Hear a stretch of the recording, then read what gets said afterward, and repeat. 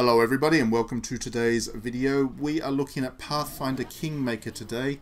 This is a Baldur's Gate-like Western RPG that I have been absolutely thoroughly fascinated by for the last couple of weeks, and I know that I have been late in producing content around it, but this is a massive game.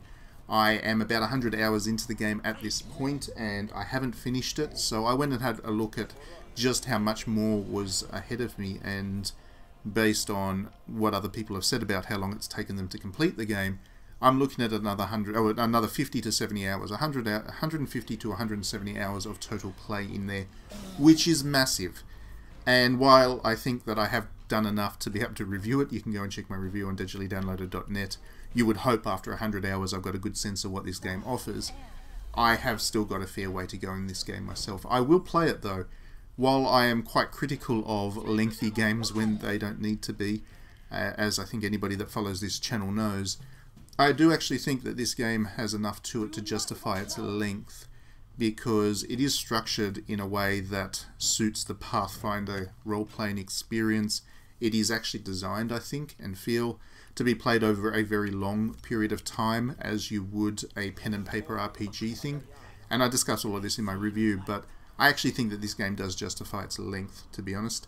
But what I wanted to use this video to do is to not review the game as such, but be a supplement to my review, and talk about the Baldur's Gate-like as a tiny little subgenre within the Western RPG tradition.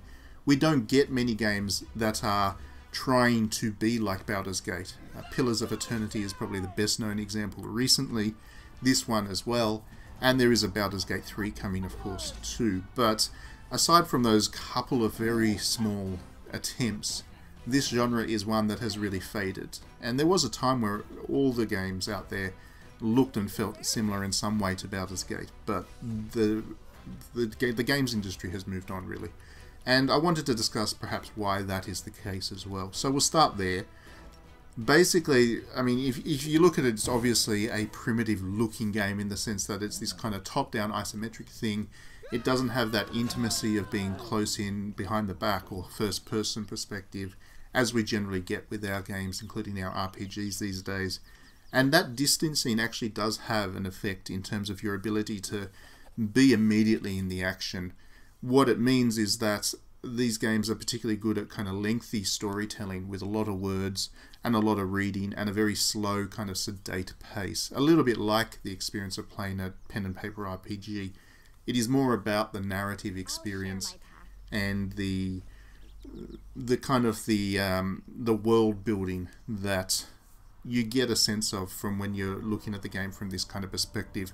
First-person perspectives and third-person perspectives, whether it's Skyrim or Mass Effect or whatever, those are more suited to a more immediate action, which is much more kind of commercial in this day and age. Even the RPGs need to have that kind of action element in order to pull the audience in and give them some kind of visceral experience, which these games don't do. They're not visceral, they're more cerebral, which is not the money winner that it once was, I guess. But there are other reasons I think that this particular little kind of subgenre is a difficult one to pull off well.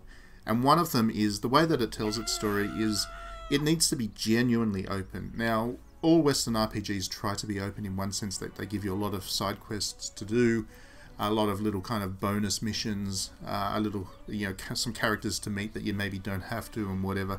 They fiddle around the edges, but ultimately if you look at a Mass Effect or a Dragon Age or a Skyrim, there is still a funneling effect that they have these days, and they try to push you through a main narrative in a way that you might go on some digressions away from it, but you'll ultimately keep coming back to that main narrative.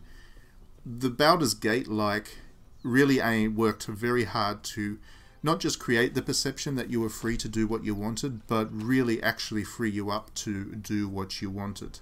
So there was an overarching narrative to Baldur's Gate, but if you ask most people that played that game, they won't remember it because it was almost positioned as a side quest that you kind of kept coming back to throughout the overall experience.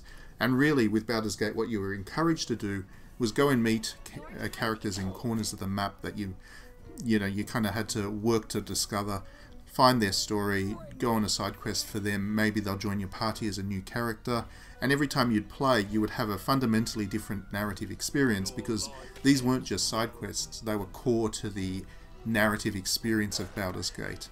And the characters that you ended up with in your party would actually change the narrative experience that you had. The most obvious example for that would be if you filled the party with evil characters, they would basically insist that you did very evil things, and then how the world responded to you would change in kind. You'd have to deal with military and guards and whatever at every town that you went to, and it would all become a bit more difficult in that sense. But if you filled your group with good characters, you would be forced to go off and fight in regions that maybe you didn't want to, because they all had this kind of righteous quest that they were on, and you needed to help them out with that in order to keep them in your party, otherwise they would leave. So the quests that you experienced, the entire narrative that you would go through, would be fundamentally different based on the characters that you added to your party. And that was as somebody who was really into his pen and paper RPGs back then especially, and still regularly playing Dungeons and Dragons, that was a perfect way of taking the experience I loved from the tabletop and putting it into my video games. The more modern Western RPGs, they don't so much do that. They've morphed off into their own thing, which is not a bad thing by any means. I do love my Mass Effects, at least the first three. I really enjoy Dragon Age. I'm not sure about this new one that was recently announced. Some of the stuff that they said in the developer diary put me off a little bit, but I'm certainly intrigued to check it out, having enjoyed the first three Dragon Ages. I love Skyrim and Morrowind in particular from the Elder Scrolls series. I don't think anything that they do is necessarily bad, but they aren't trying to recreate that pen and paper experience quite like Baldur's Gate really worked to do. And that's why I really like this Pathfinder game, because it is very true to the pen and paper experience, almost to its own detriment. I don't think that this game will suit people that like Western RPGs in theory because they've played Skyrim and enjoyed it and wanted to check one of these out. It's certainly not a Diablo game either, and I do know that people who see the top-down perspective these days tend to think Diablo, but Diablo is obviously a very action-based RPG itself. So I think that Pathfinder is really only there for people that loved the original Baldur's Gate and want more of that, not just the isometric perspective, not just the turn-based combat, which this does offer. There are two different forms of combat. You can either do the pausable real-time combat, which is exactly like Baldur's Gate, or you can do a true turn-based combat system as well. I prefer the true turn-based combat system for what it's worth, but they both work. It's not just for people that enjoy that kind of combat system. It's not just for people that enjoy kind of wordy RPGs that involve a lot of reading. This game is very particular about being the pen and paper experience, where you will feel like you're in a fairly aimless state for a lot of it. In fact, there's an early part of the game where you're told to wait for some fog to clear, magical fog, so you can go and complete a major quest, the mainline story quest. And while you're waiting for that fog to clear, it really can feel very aimless. You will be wandering around the world map, not quite sure what to do. You'll stumble across a quest that you actually needed to do anyway, but it doesn't feel like you're being driven there, and it feels like every kind of discovery that you make as a result is a meaningful one. It does feel like that the progression of the narrative is very much kind of on your virtual pen as such, and you really are writing it as you go along. There's a character in the game which is really fascinating because you meet her early on. She's a bard, and as a bard she's absolutely obsessed with following you around to write your story as it goes, and you do feel like you're in many ways as the player you're in that bard's role rather than the main character's role, because you're really kind of writing the story of these characters as you go along. But it is a fascinating game. It has a lot of depth to it. There is a lot of different character classes. It is very true to the Pathfinder game for people who have played Pathfinder. I'm a little bit not sure about the aesthetics. I think that the Pathfinder aesthetics and this game are a little bit at odds with one another, but that's really minor because everything else about the game really does nail it. So I highly recommend this game for people that did love Baldur's Gate, but only perhaps people that did love Baldur's Gate. That in itself is not a criticism of this game by any means. You will see from my written review it gets a very high score, but it is a very niche thing, and that is why we don't see many of these games outside of Pillars of Eternity. And this genre is really so specific and so niche that I don't think that it will ever make the Renaissance big comeback that some other retro style games have. Like, for example, there's still a huge market for early era Final Fantasy style games.